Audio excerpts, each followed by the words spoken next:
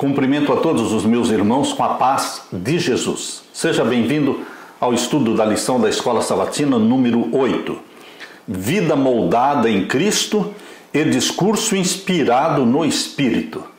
Antes de começar, vamos orar. Pai querido que estás nos céus, aqui estou na tua presença com os meus irmãos, pedindo que o Senhor derrame o Espírito Santo sobre nós, que ao abrirmos a tua palavra, o Senhor venha falar ao nosso coração neste momento, abençoando o teu povo, respondendo às nossas orações, dando-nos as tuas bênçãos, em nome de Jesus. Amém. Vida moldada em Cristo e discurso inspirado no Espírito. O verso áureo: quanto à maneira antiga de viver, vocês foram instruídos a deixar de lado a velha natureza, que se corrompe segundo desejos enganosos, a se deixar renovar no espírito do entendimento de vocês e a se revestir da nova natureza, criada segundo Deus, em justiça e retidão, procedentes da verdade. Efésios 4, 22 a 24. José Antônio viveu nas ruas de Palma, Espanha, como morador de rua por muitos anos. Com cabelos e barba grisalhos e desgrenhados, aparentava ter mais do que 57 anos. Um dia, Salva Garcia, dona de um salão de beleza, se aproximou de José e propôs uma transformação completa. Com José na cadeira do salão, uma equipe diligente cortou, pintou e estilizou os punhados emaranhados de cabelo e barba de José. Em seguida, José ganhou roupas novas, então veio a revelação. Enquanto se assentava em frente a um espelho, lágrimas caíam dos seus olhos e ele perguntava: sou eu? Sou eu mesmo? Estou tão diferente, ninguém vai me reconhecer. Mais tarde, ele acrescentou dizendo: não foi apenas uma mudança de aparência, isso mudou a minha vida. Efésios capítulo 4, versos 17 a 32, ali Paulo afirmou que os crentes foram transformados, deixaram de lado o antigo eu, a vida egoísta, e se revestiram da nova identidade, algo parecido com o que aconteceu na vida de José. Porém, não foi uma mera transformação externa, ela inclui deixar-se renovar no espírito do entendimento, trazendo para a vida justiça e retidão que procedem da verdade. Essa é a transformação mais importante para mim e para você. Quando a transformação ocorre de dentro para fora. Deus entroniza Jesus no nosso coração. O Espírito Santo passa a viver em nós, dando-nos a mente de Jesus. Nós nos espelhamos em Jesus e refletimos o seu caráter. Aleluia! Na parte de domingo, a espiral descendente do pecado. Eu convido você agora para abrir a sua Bíblia em Efésios capítulo 4 e vamos ver o verso 17 e 19. Efésios capítulo 4 e os versos 17 a 19. E digo isto, testifico no Senhor, para que não andeis mais como andam também os outros gentios na vaidade do seu sentido. O cristão, ele é diferente, porque ele se espelha em Jesus Cristo. Jesus Cristo é o padrão, é o modelo a ser copiado, a ser reproduzido. Por isso os cristãos lá de Éfeso e os cristãos de hoje, você e eu, que nos espelhamos em Jesus Cristo, queremos imitá-lo, queremos viver como ele viveu. Por isso esse conselho de Paulo se aplica a mim e a você. Digo isto, testifico no Senhor, para que não andemos mais como andam todos os outros gentios. Nós não poderemos viver como vivem os mundanos, os profanos, os que não conhecem a Deus, na vaidade do seu sentido, uma vida de vaidades, uma vida de egoísmo, uma vida que idolatra o eu, faz a vontade do eu, o eu pecaminoso. Não, meus queridos, nós nos espelhamos em Cristo É Jesus que está sentado no trono do nosso coração. Nós crucificamos o nosso eu, nossas vontades não santificadas, e nós temos Jesus Cristo entronizado em nós, porque o Espírito Santo entroniza Jesus no nosso coração. Por isso não andamos como os pagãos, como os mundanos, como os profanos do mundo, porque o nosso padrão é Jesus Cristo, é a Ele que copiamos, imitamos, refletimos. E aqui o verso 18 diz: entenebrecidos no entendimento, separados da vida de Deus pela ignorância que há neles.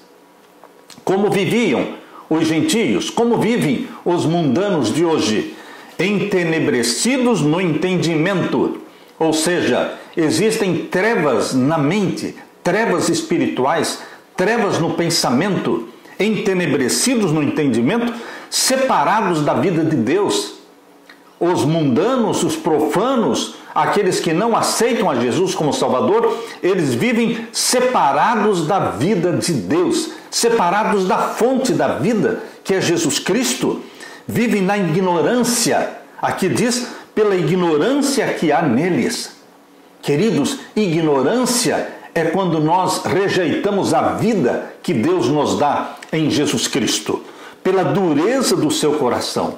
Corações duros, corações empedernidos, corações anestesiados pelo pecado, corações cauterizados pela vida de pecados.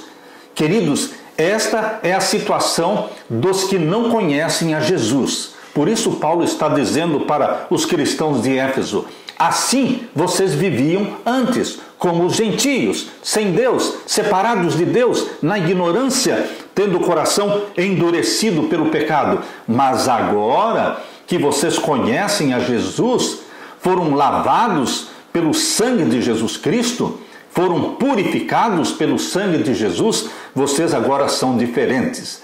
Queridos, Paulo está dizendo que você e eu precisamos ser diferentes.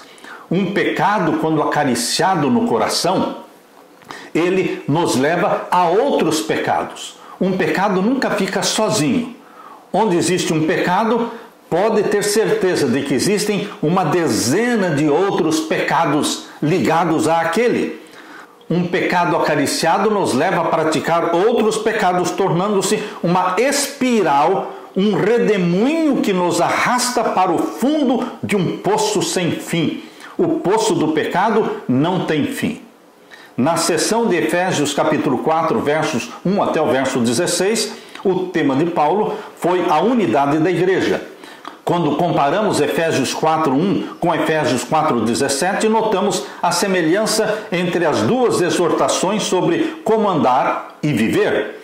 No início do capítulo 4, o apóstolo Paulo falou da unidade do estilo de vida que a sustenta de uma perspectiva positiva. Porém, do capítulo 4, verso 17 em diante, Paulo abordou o mesmo tema a partir de uma perspectiva mais negativa.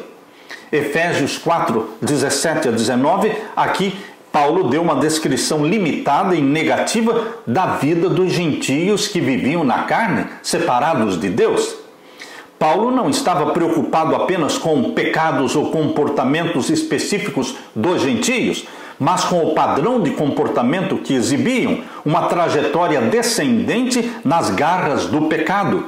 No centro de Efésios 4, 17 a 19, está um retrato de uma espiritualidade insensível, na vaidade dos seus próprios pensamentos, tendo seu entendimento obscurecido, separados da vida que Deus concede. Efésios 4, 17 e 18.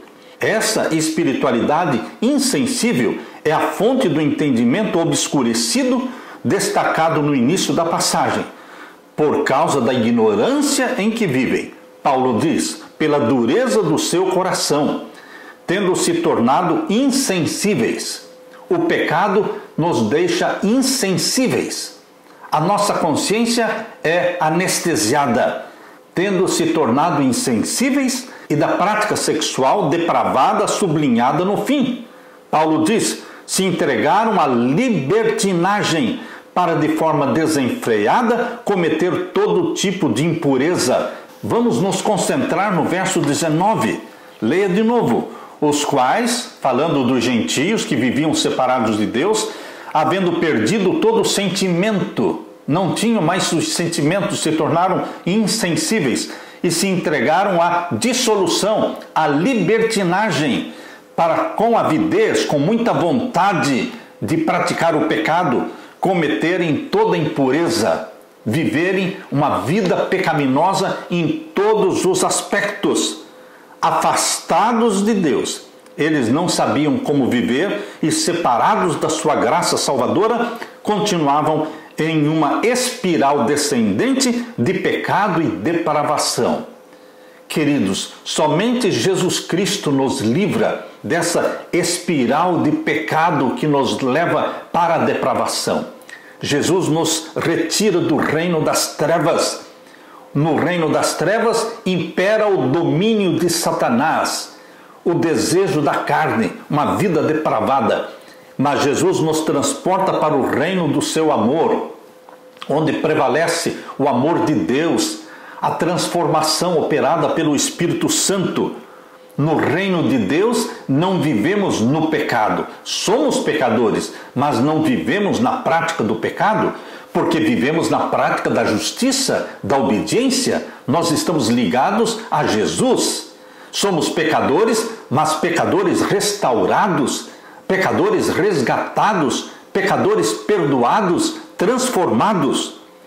Quando nós nutrimos um pecado que seja, por mais inofensivo ou por mais inocente que pareça, todo e qualquer pecado vai nos arrastar para o fundo de um abismo.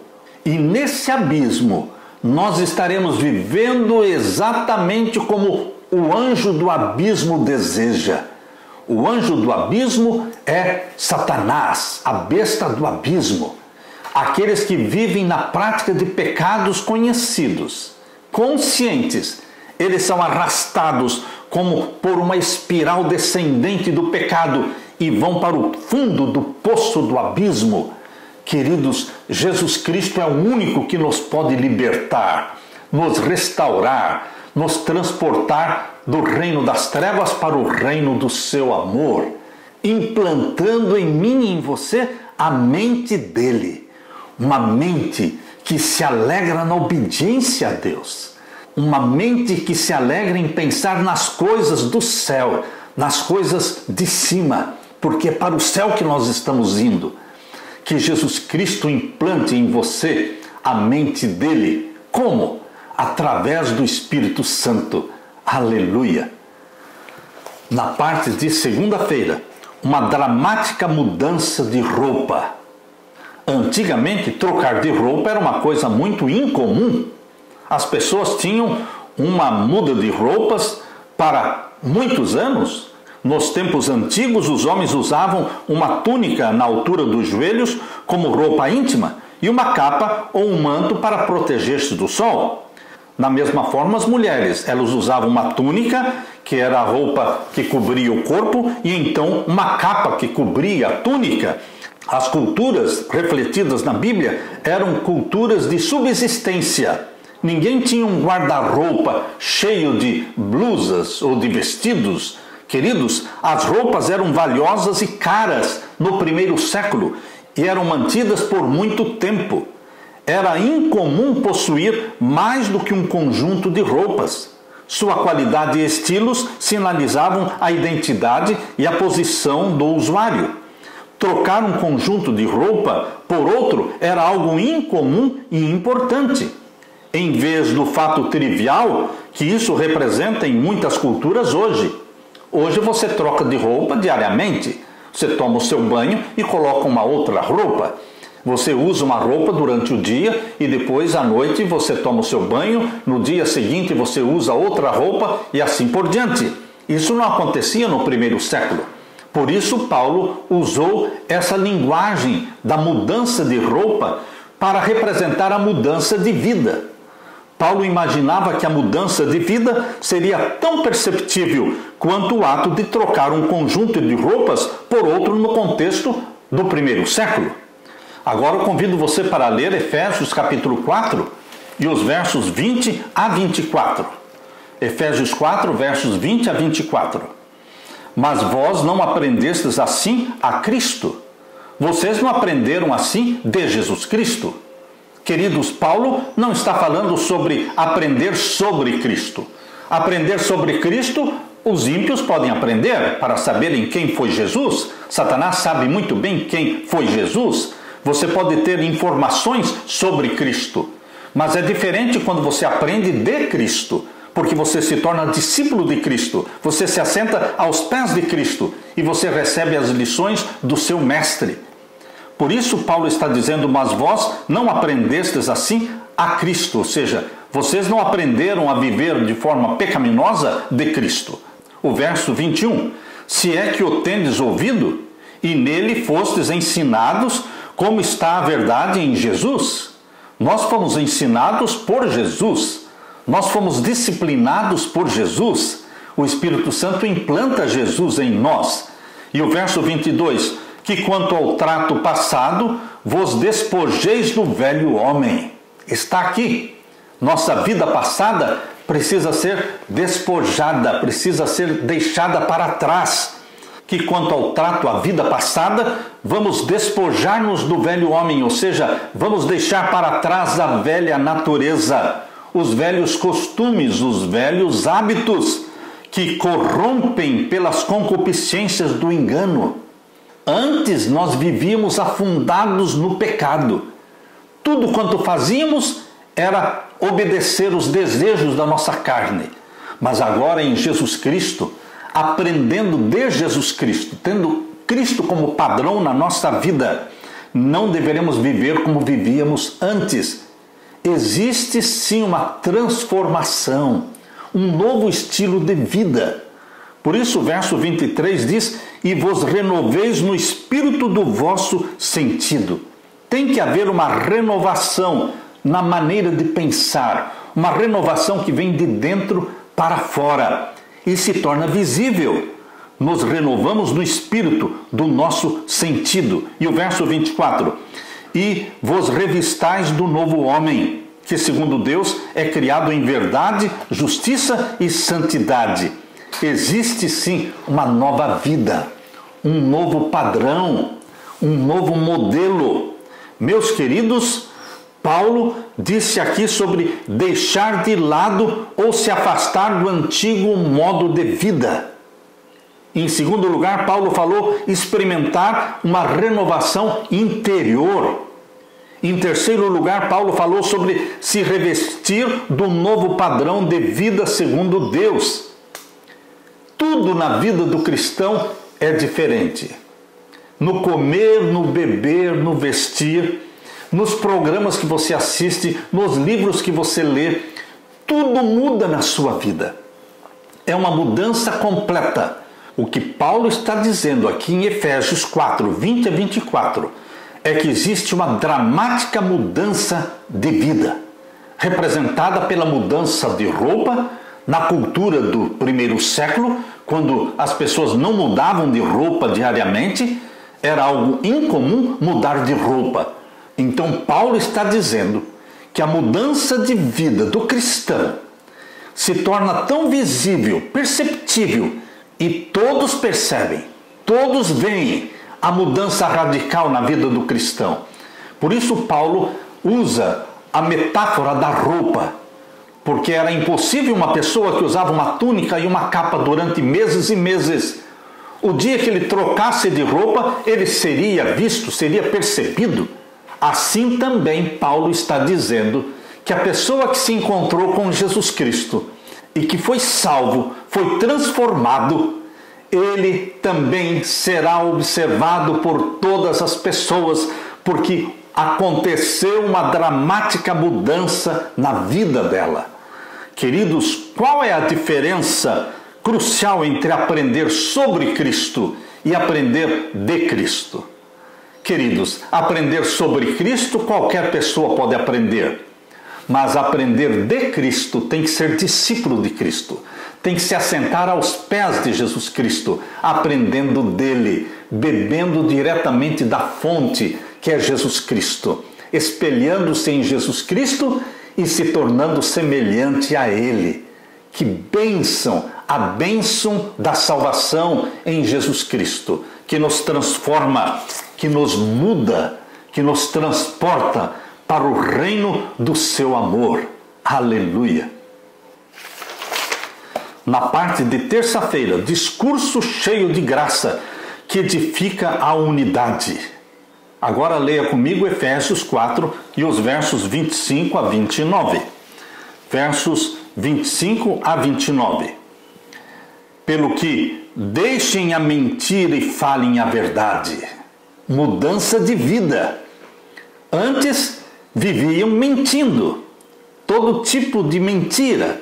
Mas agora deixam de mentir e começam a falar a verdade. Mesmo que a verdade nos custe a vida.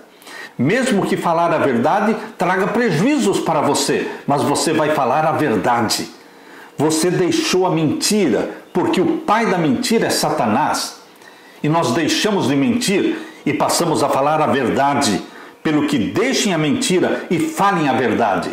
E não é somente falar a verdade, é também pregar a verdade. Deixe de pregar mentiras. Deixe de pregar coisas inventadas pelos homens. Deixe de pregar tradições. Comece a pregar a verdade da Bíblia, a verdade das profecias. Deixe de falar a mentira, mas deixe também de pregar a mentira. Qualquer ensinamento, qualquer interpretação profética que não esteja fundamentada na Bíblia é mentira. Não é uma questão de entender diferente. Não é uma questão de a pessoa falar, não, você entende desta forma, eu entendo dessa outra forma. Não, meu querido irmão. Existe a mentira e existe a verdade. Existe a maneira correta de você entender uma profecia e existe a forma errada de você entender uma profecia. Ou você estará pregando a verdade ou você estará pregando a mentira. Por isso o que Paulo está dizendo aqui é, deixe de falar a mentira, de pregar a mentira e passe a falar a verdade, a pregar a verdade. Aqui diz, a cada um com o seu próximo, porque somos membros uns dos outros. A verdade presente precisa ser pregada, mesmo que seja uma verdade impopular, que poucos aceitam, mas ela precisa ser pregada. E o verso 26, irai-vos e não pequeis. Como é que é possível você se irar e não pecar? Ah, meu querido irmão, quando você fica irado, quando você fica com raiva, mas você pede perdão antes do sol se pôr, você busca o perdão em Deus e você também pede perdão para a pessoa a quem você ofendeu. Esse pecado não foi consumado. Porque você se irou, você ficou com raiva ou você ficou irritado, mas você se reconciliou com a pessoa, você se reconciliou com Deus antes do sol se pôr. Por isso Paulo está dizendo aqui, irai-vos e não pequeis, não se ponha o sol sobre a vossa ira, não durma com o pecado. Há pessoas que não acertam a situação com Deus e com o próximo no mesmo dia. Eles dormem com o pecado e acordam piores. Não durma com o pecado, meu irmão. Durma com o perdão. Antes do sol se pôr, se reconcilie com a sua esposa, ou com seu marido, ou com seu amigo, seja com quem for. Antes do sol se pôr, busque pedir perdão, busque reconciliação. Não se ponha o sol sobre a vossa ira. E o verso 27, não dê lugar ao diabo. Quando nós dormimos com o pecado, ou seja, quando nós não confessamos no mesmo dia, quando nós não nos reconciliamos com a nossa esposa ou com o marido, seja com quem for, no mesmo dia, você está dando lugar ao diabo. Porque o diabo está ganhando tempo e ganhando terreno. Porque durante a noite, enquanto você estiver dormindo com o pecado, Satanás está trabalhando para tornar o caso pior do que ele é, para que você acorde pior do que quando você dormiu na noite anterior, ou seja, você deu lugar ao diabo. Por isso Paulo está dizendo, não se ponha o sol sobre a vossa ira, não dê lugar ao diabo. Conserte as coisas no mesmo dia. Peça perdão no mesmo dia. Quando você corre para Jesus Cristo em arrependimento e confissão, Ele corre também ao seu encontro com misericórdia e perdão. Portanto, não dê lugar ao diabo. E o verso 28, aquele que furtava, não furte mais. Aquele que roubava a Deus no dízimo, não roube mais. Aquele que roubava a Deus nas ofertas, não roube mais. Aquele mal empregado que era desonesto com o seu patrão, ele deixe de roubar o patrão. Aquele patrão que pagava mal, que não dava um salário justo ao seu empregado, que ele conserte as coisas. Não roube mais. Não roube a Deus nos dízimos e ofertas, não roube ao seu próximo, não roube a nada. Nós deveremos viver uma vida pura, honesta, não dê lugar ao diabo. Aquele que furta, não furte mais. Antes trabalhe. Trabalhe, 6 dias trabalharás. Esse é o 4º mandamento. Antes trabalhe, fazendo com as mãos o que é bom, para que tenha que repartir com o que tiver necessidade. Nós não trabalhamos só para ter para nós e para a nossa família. Nós trabalhamos também para ter o suficiente para repartir com os nossos irmãos, com os necessitados. Por isso Paulo está dizendo, trabalhe com as suas mãos para que tenha com o que repartir com aquele que estiver em necessidade. Há pessoas que pensam somente em si, ou somente na sua família.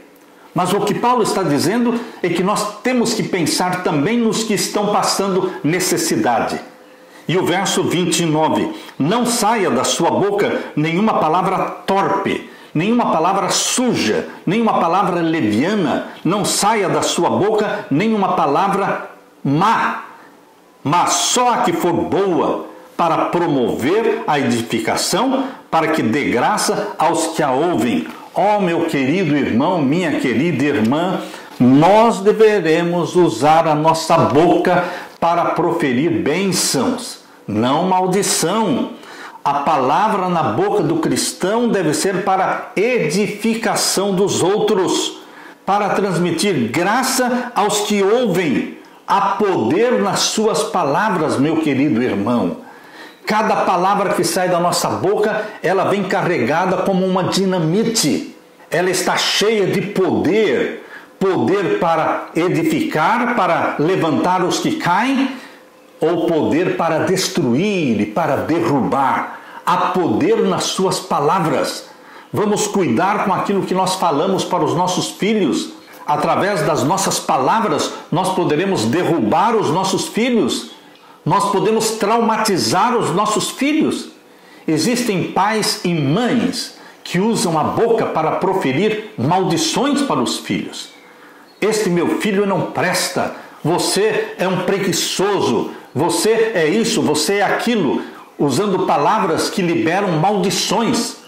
Por favor, meu querido pai, minha querida mãe, use a palavra para liberar bênçãos, que edifique o seu filho, que anime o seu filho. Você já deve ter ouvido a história de Thomas Edison. Thomas Edison, um grande cientista, mas quando criança ele não estava indo bem na escola. E um dia o professor mandou uma cartinha para que ele entregasse para sua mãe.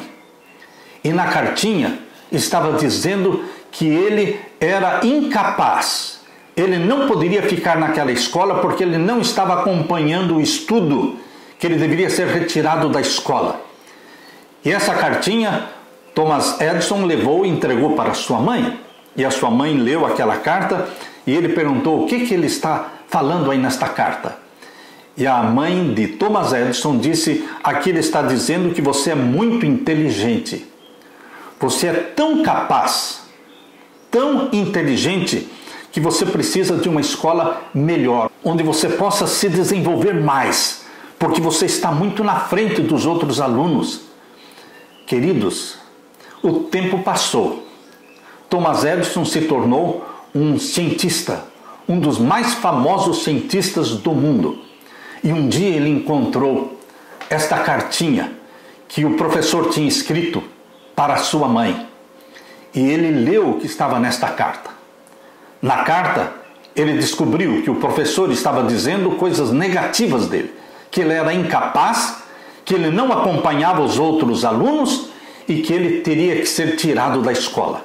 Queridos, quanta diferença aquela mãe sábia, prudente, usada pelo Espírito Santo, quanta bênção ela liberou para o seu filho Thomas Edison, quando ela disse que ele era inteligente, que ele era dotado, que ele era um gênio, e foi isso que ele se tornou. Use a sua boca, querida mãe, querido pai. Sua boca deve ser usada para liberar bênçãos. Há poder nas suas palavras. É isso que Jesus está falando aqui em Mateus. Eu convido você para ler comigo. Mateus capítulo 12 e o verso 36 e 37. Aqui diz assim: mas eu vos digo que de toda palavra ociosa que os homens disserem, hão de dar conta no dia do juízo. Toda palavra que sai da minha boca eu terei que dar contas no juízo. Verso 37, porque por tuas palavras serás justificado e por tuas palavras serás condenado. Há poder nas tuas palavras. Poder de destruir ou poder de construir. Poder de derrubar e poder de salvar as pessoas. Há poder em suas palavras. Que o Espírito Santo santifique a sua mente, meu irmão. Que o Espírito Santo santifique a nossa boca. Para que a palavra que sai da nossa boca seja boa, para edificação, conforme a necessidade, e que transmita graça aos que a ouvem. Aleluia! Na parte de quarta-feira, o Espírito Santo na vida do crente. Depois de Jesus Cristo se tornar o nosso Salvador, o que existe de mais importante é o Espírito Santo, então, na vida do crente, na vida daqueles que foram salvos por Jesus Cristo. Por isso, Paulo dá muita ênfase à vida que o Espírito Santo vive em nós. Abra sua Bíblia e vamos ler em Efésios capítulo 4 e o verso 30. Efésios capítulo 4 e o verso 30. Leia comigo. Não entristeça o Espírito Santo de Deus. Olha o conselho que Paulo está dando aqui. Não entristeça o Espírito Santo de Deus. Por que não entristeça? Se o Espírito Santo fosse simplesmente uma energia, se o Espírito Santo fosse somente uma força impessoal, queridos, seria impossível entristecer uma força, entristecer uma energia. Mas o Espírito Santo fala. A Bíblia diz que o Espírito Santo nos convence, o Espírito Santo nos ensina, o Espírito Santo nos corrige, o Espírito Santo gera. Jesus foi gerado pelo Espírito Santo no ventre da Virgem Maria. Portanto, o Espírito Santo não é uma força impessoal. O Espírito Santo é uma entidade pensante, que ama e que também pode ser entristecido, magoado. Por isso Paulo está dizendo, não entristeçam o Espírito Santo. O Espírito Santo nos sela, no qual estamos selados para o dia da redenção. Quando você abraça Jesus como Salvador, você é selado para a salvação. É o selo da salvação. É o selo da conversão. Por isso, o Espírito Santo nos sela para o dia da redenção. Nossos pecados contra os outros não são delitos de pouca consequência. O que entristece o Espírito Santo é o uso indevido do dom divino da fala, quando ela é usada para magoar as pessoas. Paulo menciona o texto de Isaías 63 e o verso 10. Abra sua Bíblia em Isaías 63 e o verso 10. Convido você para que leia comigo Isaías 63 e o verso 10. Mas eles foram rebeldes e contristaram o seu Espírito Santo. Está falando de Israel, do povo de Israel, lá no Antigo Testamento. Eles foram rebeldes contra Deus e contristaram, ou seja, entristeceram o Espírito Santo, pelo que se lhes tornou em inimigo, e ele mesmo pelejou contra eles. O Espírito Santo nos é dado através de Jesus Cristo para nos auxiliar, nos transformando, nos atraindo para Jesus. Mas quando você entristece o Espírito Santo, ele se torna inimigo seu? Não será para o seu bem? Meu querido irmão, aqui Paulo está dizendo que os israelitas foram rebeldes e contristaram o Espírito Santo. Por isso se tornou inimigo deles e ele mesmo lutou contra eles. Com uma promessa reconfortante, Paulo afirmou que o Espírito Santo sela os crentes desde o dia em que aceitam a Jesus até o dia da redenção. A relação do Espírito Santo com o crente não é uma relação frágil, mas durável, poderosa. O Espírito Santo passa a habitar em você, viver em você. Quando os crentes desconsideram a presença do Espírito Santo neles e transformam o dom da fala em uma arma de destruição, não é dito que o Espírito deixa os crentes, mas que ele se entristece. Sua intenção é permanecer com os crentes, identificando-os como propriedade de Deus e protegendo-os até a volta de Jesus. Paulo enfatizou aqui a divindade do Espírito Santo de Deus, dizendo: não entristeçam o Espírito Santo de Deus. Ele pode ser entristecido, ele pode ser blasfemado. A palavra de Deus diz em 1 Tessalonicenses capítulo 5, verso 19. Abra sua Bíblia. Primeira carta de Paulo aos Tessalonicenses, capítulo 5 e o verso 19. Leia comigo. 1 Tessalonicenses 5, 19. Não extinga o Espírito. Extinguir é apagar. Por isso existe o extintor. O extintor é para apagar fogo. Quando fala não extingais o Espírito, está dizendo não apague o fogo do Espírito Santo. O fogo do Espírito Santo é que destrói o pecado na nossa vida, porque o Espírito Santo nos convence do pecado, da justiça e do juízo. O fogo do Espírito Santo extingue, consome, destrói o pecado na nossa vida. E quando nós entristecemos o Espírito Santo, nós estamos apagando o fogo do Espírito Santo. Então, meus queridos, são três coisas. Primeiramente, em Efésios 4:30, Paulo diz: não entristeçam o Espírito Santo. Em 1 Tessalonicenses 5:19, Paulo diz: não apaguem o Espírito Santo, o fogo do Espírito Santo. Em Atos capítulo 7, verso 51, abra sua Bíblia, Atos capítulo 7 e o verso 51, Deus está dizendo que nós não deveremos resistir ao Espírito Santo. Atos 7, verso 51. Homens de dura cerviz, incircuncisos de coração e ouvido, vós sempre resistis ao Espírito Santo, assim vós sois como vossos pais. Resistir o Espírito Santo. Quando você entristece o Espírito Santo, vivendo na prática de pecados conhecidos, usando sua boca para liberar maldições em vez de bênçãos, você está entristecendo o Espírito Santo. O próximo passo é você extinguir o Espírito, apagar o fogo do Espírito Santo da sua vida. E o próximo passo será resistir o Espírito Santo. E quando homens e mulheres resistem o Espírito Santo, ele se afasta de você. Assim como aconteceu nos dias de Estevão. Eles estavam resistindo o Espírito Santo. Homens de dura cerviz, homens e mulheres de corações duros, incircuncisos de coração, vocês estão resistindo ao Espírito Santo. Meu querido irmão, minha querida irmã, o Espírito Santo quer viver em nós. O Espírito Santo quer nos dar a mente de Jesus Cristo. O Espírito Santo vive num contato tão íntimo conosco, que nossas obras, nossas palavras, nosso estilo de vida afetam o nosso relacionamento com o Espírito Santo.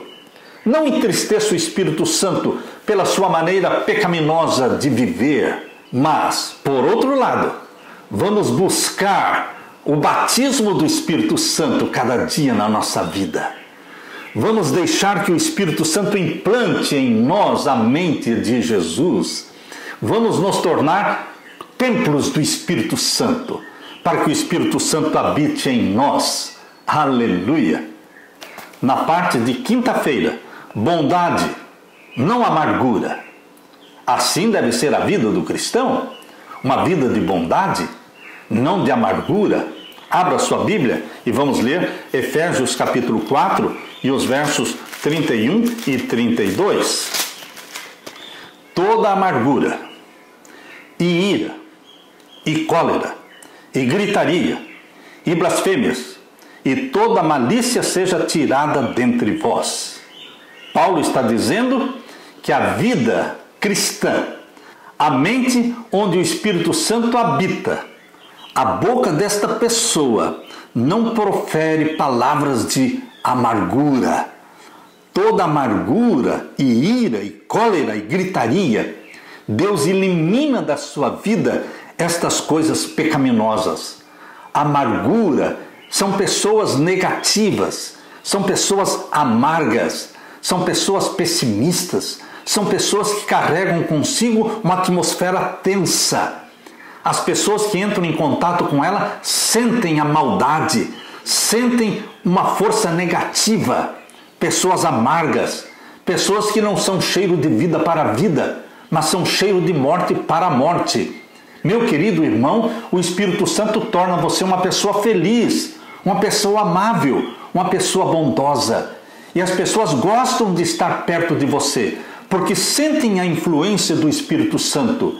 O Espírito Santo elimina a amargura, elimina a ira, porque você deixa de ser irado, você deixa de ser nervoso, você deixa de ser briguento.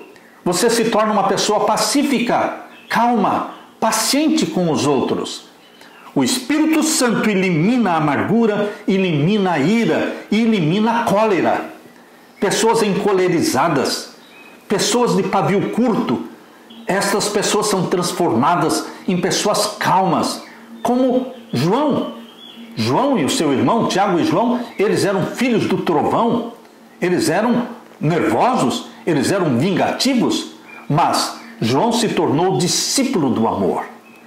Jesus Cristo, através do Espírito Santo, elimina a amargura, elimina a palavra má da sua boca, elimina a ira, elimina a cólera. E o que mais? Elimina a gritaria. Você deixa de ser uma pessoa gritona, que berra. Você passa a conversar pacientemente, calmamente com as pessoas. Não grite, converse com as pessoas. Deus não gosta de gritaria, mesmo dentro das igrejas pentecostais. Aquela gritaria, aquela confusão, todo mundo orando, mas não estão orando, eles estão gritando, como se Deus fosse surdo. Deus não é surdo. Você pensa e Ele lê o seu pensamento. Você fala baixinho e Ele ouve o que você está falando. Não precisa gritar. Não é na gritaria que Deus habita. O Espírito Santo não está na confusão. Satanás gosta da confusão, porque no meio do barulho e da confusão, Satanás despercebidamente, ele se infiltra e as pessoas pensam que estão adorando a Deus, quando na realidade estão adorando a Satanás. Satanás é que gosta de gritaria e confusão, mas Deus não é Deus de confusão. As pessoas que estão adorando a Deus estão orando, uma fala, uma ora, e os outros tentam ouvir e entender o que ele está falando para poderem dizer amém, porque se todos falarem ao mesmo tempo, ninguém vai entender ninguém. É exatamente isto que Paulo diz aqui na primeira carta de Paulo aos Coríntios, capítulo 14. Primeira carta de Paulo aos Coríntios, capítulo 14. Abra sua Bíblia. Vamos ler aqui o verso 19. Todavia eu antes quero falar na igreja 5 palavras na minha própria inteligência, para que possa também instruir aos outros, do que 10.000 palavras em língua desconhecida. Não adianta você ficar falando algo que ninguém está entendendo o que você está falando. O dom de língua verdadeiro, ele é dado para você pregar na língua que o povo entende, e não para falar uma língua que ninguém vai entender. Por isso diz aqui Paulo, no capítulo 14 da primeira carta aos Coríntios, verso 23, se, pois, toda a igreja se congregar num lugar e todos falarem línguas e entrarem indoutos ou infiéis, não dirão porventura que estáis loucos? Se uma pessoa entra na igreja e todo mundo está falando ao mesmo tempo e gritando, queridos, o que vão dizer as pessoas? Que estão loucos. Está certo isso? Não, está errado, porque Deus é Deus de paz. Por isso Paulo coloca ordem no culto. feito dentro de uma igreja, Paulo coloca ordem. Aqui diz na primeira carta de Paulo aos Coríntios, capítulo 14 e o verso 26. Que fareis, pois, irmãos, quando vos ajuntais? Cada um de vós tem salmo, tem doutrina, tem revelação, tem línguas, tem interpretação. Faça-se tudo para edificação. Todo mundo tem que entender o que está acontecendo. E se alguém, verso 27, se alguém falar língua, faça-se isso por 2 ou quando muito 3 e por sua vez, e haja intérprete. É um falando de cada vez, não são 2, 3, 4, 10, 100 pessoas falando ao mesmo tempo, não. Isso não é de Deus, isso é confusão, e a confusão é de Satanás. Tem que falar uma pessoa de cada vez, e tem que haver interpretação. E o verso 28, mas se não houver intérprete, esteja calado na igreja. Se não houver intérprete, esteja calado na igreja. Fale consigo mesmo e com Deus, com a boca fechada, só em pensamento. Porque Deus não é Deus de confusão. Verso 33. Porque Deus não é Deus de confusão, senão de paz, como em todas as igrejas dos santos. Por isso, você pode entender corretamente o que Paulo está dizendo aqui em Efésios capítulo 4 e o verso 31. É o que Paulo está dizendo. Aqui diz que o Espírito Santo elimina da sua vida o quê? A amargura. O que mais? A ira. O que mais? A cólera. O que mais? A gritaria. Seja na sua vida particular, dentro de casa, seja dentro de uma igreja, seja onde você estiver, você não é uma pessoa gritona. Você não vai gritar, você vai falar calmamente, pacientemente, sem gritaria, sem blasfêmias, diz aqui. Não proferir blasfêmias. E toda malícia seja tirada dentre vós. Você não é uma pessoa maliciosa, sensual, aquela pessoa que faz insinuações maliciosas. O Espírito Santo nos santifica, meu querido irmão. E agora o verso 32. Antes sejam uns para com os outros benignos, bondosos. Como é que você e eu precisamos ser para com aqueles que vivem ao nosso redor? Deveremos ser bondosos, misericordiosos. O que é ser misericordioso? É tratar a pessoa melhor do que ela merece. Quando você trata a pessoa melhor do que ela merece, você está sendo o quê? Misericordioso. É isso que Paulo está dizendo, sejam uns com os outros bondosos, benignos, misericordiosos, perdoando-vos uns aos outros, perdoadores, perdoem tudo, todos os dias. Ah, mas é a segunda vez que ele está fazendo isso, é a terceira vez que ele fez isso. Perdoe, porque Deus não conta quantas vezes nos perdoou. Deus nos perdoa cada vez que vamos a Ele em arrependimento, em confissão. Ele se aproxima de nós com misericórdia e perdão. Então por que é que você está contando quantas vezes aquela pessoa já ofendeu você? Perdoe, perdoando-vos uns aos outros, como também Deus vos perdoou em Cristo Jesus. Os crentes devem perdoar uns aos outros, como também Deus nos perdoa em Jesus Cristo. O Espírito Santo usou Paulo quando ele escreveu lá na cadeia em Roma esta carta aos Efésios. E o Espírito Santo o inspirou a escrever o que está no capítulo 4, verso 17 até o verso 32. Colocou aqui o estilo de vida dos cristãos. Como nós, cristãos, salvos por Jesus Cristo, devemos viver uma vida nova, revestidos do Espírito Santo, uma boca santificada que profere palavras que edificam e que liberam bênçãos para os filhos, bênçãos para aqueles que nos cercam. Queridos, este estilo de vida recomendado por Paulo é o estilo de vida que o Espírito Santo quer implantar em você. Mas não podemos fazer coisas e continuar praticando coisas que entristecem o Espírito Santo. Alguns textos escritos por Ellen White que falam sobre não entristecer o Espírito Santo. Quais são as coisas que Ellen White falou que entristecem o Espírito Santo? Vejam, em Testemunhos Seletos, volume 1, página 496, Deus escreveu através de Ellen White, dizendo: o Espírito de Deus é entristecido, porque muitos não têm a vida e o coração retos. Retidão na vida, integridade na vida. Aquilo que a sua boca fala tem que encontrar ressonância nos seus atos, na vida que você vive. Sua professa fé não se harmoniza com as suas obras. Isso entristece o Espírito Santo. O que mais entristece o Espírito Santo? Em Atos dos Apóstolos, páginas 72 e 76, Ellen White escreveu: depois Ananias e Safira ofenderam o Espírito Santo, cedendo a sentimentos de cobiça. O que mais entristece o Espírito Santo? Sentimentos de cobiça. Em terceiro lugar, o que mais entristece o Espírito Santo? Caminho a Cristo, página 118. Quando temos a tendência de duvidar do amor de Deus e desconfiar das suas promessas, nós o desonramos e ofendemos o seu Santo Espírito. Qual outra coisa que entristece o Espírito Santo? Obreiros Evangélicos, página 261. Fazem eles bem em ser assim incrédulos? Jesus é seu amigo? Todo o céu se acha empenhado em seu bem-estar? E seu temor e queixas ofendem o Espírito Santo. Ellen White está falando que o nosso temor, o nosso medo e as nossas queixas ofendem o Espírito Santo. Não seja queixoso, reclamador. Não vamos pecar como o povo de Israel no deserto, que por se queixar, por murmurar, entristeceram o Espírito Santo.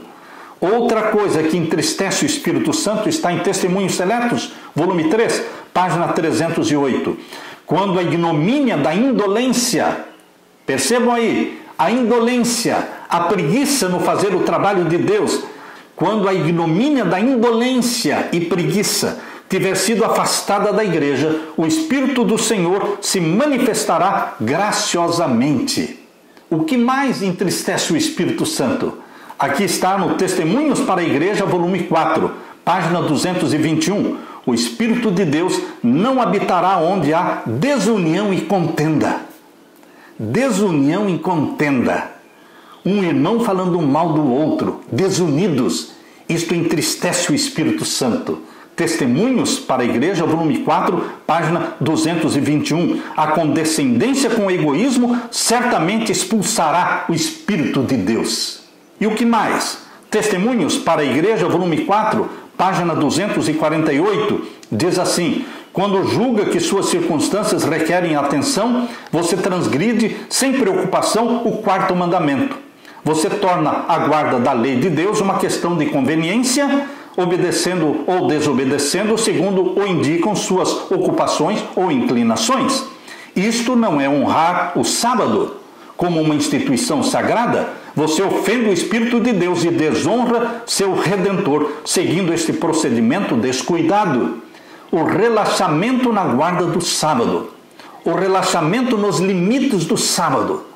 Quais são os limites do sábado? O pôr do sol da sexta-feira e o pôr do sol de sábado. Queridos, nós temos que nos preparar para o santo dia do Senhor. Sexta-feira é o dia da preparação. É o dia de você preparar o seu alimento para o sábado. É o dia de você abastecer o seu carro. É o dia de você preparar a sua roupa. No sábado, você não vai sair para comprar alimentos. Você não vai para o restaurante no sábado. Você não planeja viagens para o sábado. Você não planeja sair de viagem no sábado e nem chegar de viagem no sábado. O sábado é um dia santo. Do pôr do sol da sexta-feira ao pôr do sol de sábado. São 24 horas santas. Porém, esta forma relaxada e descuidada em que o povo de Deus está transgredindo o sábado, isto entristece o Espírito Santo. Você não usa o sábado para fazer o que bem entende. Por isso que Isaías 58, verso 13 diz: não fazendo a tua vontade no meu santo dia, nem falando as tuas próprias palavras. O sábado é o dia do Senhor. Nós fazemos aquilo que Deus deseja que façamos. Não entristeça o Espírito Santo, meu querido irmão. Testemunhos para a Igreja, volume 5, página 67, fala assim: enquanto estava ao lado do leito de morte do meu marido, eu sabia que se houvera outros com quem repartir as cargas dele, teria ele sobrevivido. Então supliquei com agonia que os que estavam ali presentes não mais ofendessem o Espírito do Senhor por sua dureza de coração. Dureza do coração entristece o Espírito Santo. Tiago White morreu novo. Ele poderia ter vivido mais tempo se outros tivessem feito o trabalho de Deus. Mas muitos não fizeram o trabalho de Deus e Tiago White teve que trabalhar por 10 pessoas. Por isso, a vida dele foi ceifada antes. E além de não fazerem o trabalho de Deus, muitos destes criticavam Tiago White. Por isso, Ellen White está falando que isso ofendeu o Espírito Santo por causa da dureza do coração deles. Não seja de coração duro, meu irmão. Deixe que o Espírito Santo o transforme numa pessoa amável, gentil, cortês, bondosa, perdoadora. No livro Testemunhos para a Igreja, volume 5, página 364 e 365, diz assim: unir-se com um descrente é colocar-se no terreno de Satanás. Você entristece o Espírito de Deus e perde a sua proteção. O jugo desigual. Quando você escolhe se unir maritalmente, sexualmente, tornando-se uma só carne com alguém que não ama Jesus, que não guarda os mandamentos de Jesus, isso entristece o Espírito Santo de Deus. Meu querido irmão, o meu apelo aqui para você é que você seja o templo do Espírito Santo. Que o Espírito Santo implante Jesus em você. E se você estiver cometendo ou já cometeu alguns destes pecados mencionados aqui que entristecem o Espírito Santo, busque em Jesus Cristo o perdão. Não se desespere, acredite na misericórdia e no perdão de Deus, busque a Jesus Cristo em confissão, em arrependimento. E peça que Ele derrame o Espírito Santo sobre você. Viva como um filho e uma filha de Deus. O estilo de vida espelhado na vida de Jesus. Que Deus derrame o Espírito Santo sobre você e que dê para você a paz que só Jesus pode dar. Amém.